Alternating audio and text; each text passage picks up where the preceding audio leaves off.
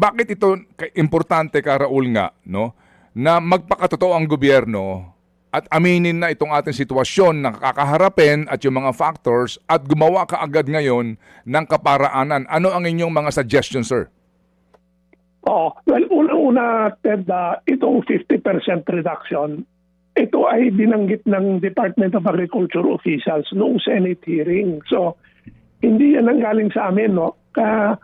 Inusisa lang namin na kung yun nga ay makatotoo, ano kaya mangyayari? And ito ang nagiging resulta na 7 million tons yung kakailanganin natin. So, hopefully, hindi mangyayari yan, no? At palagay ito, hindi naman ganyang kasama ang mangyayari, no?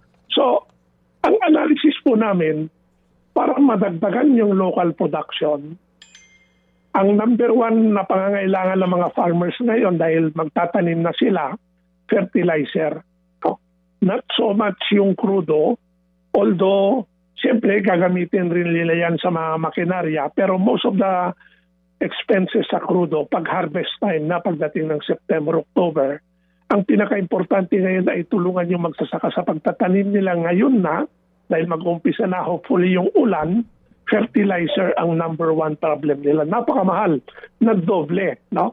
At kung hindi sila matulungan, chances are, titipirin nila yung paggamit ng fertilizer o kaya magbabawas sila ng tanim, yun na yung resulta na lalong bababa yung ating production, yung ating ani pagdating ng September to December. No? Yun ang kailangan talaga natin paghandaan ngayon. Sa tingin ko, fertilizer. Of course, nandyan yung imports. No? Pero sana matuto na tayo sa leksyon natin sa mga nakarang taon. No? Nung nag-import tayo ng walang humpay, palaki ng palaki yung deficit natin. Nawawalan ng gana yung mga magsasaka magtanim. And then dumating tayo sa crisis ngayon, sino ang haharapin nating magsasaka? No?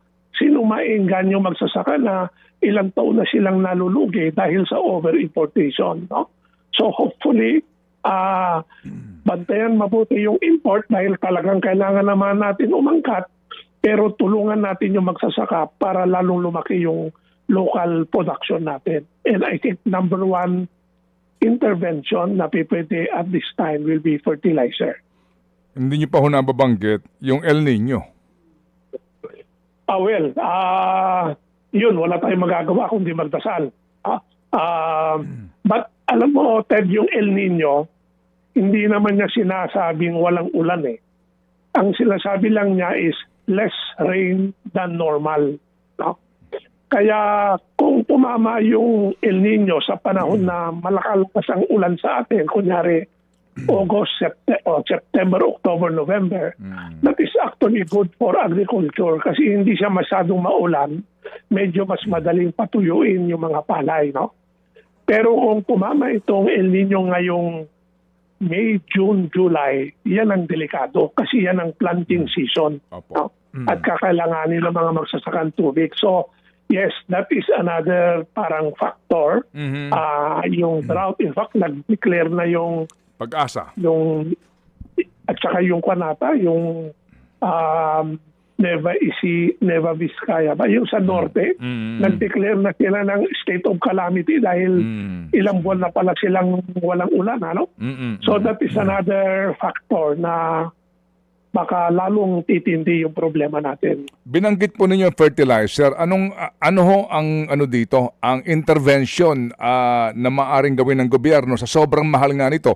Petroleum-based kasi po itong ating ginagamit. Yun hong mga ipinapangalandakan ngayon na mga organic fertilizer. Can you explain please? Well, yes, that could be. No? Pero ang organic sa ngayon, mga 10% lang ng total fertilizer consumption natin. Medyo maliit pa yan. No?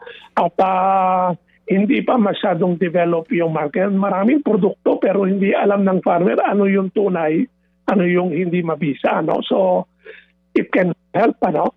Pero unfortunately sa ngayon, 90% ng usage natin ay inorganic. Sabi naman ng Department of Agriculture, meron naman sapat na supply. No? Hindi ko lang kung totoo yun. No?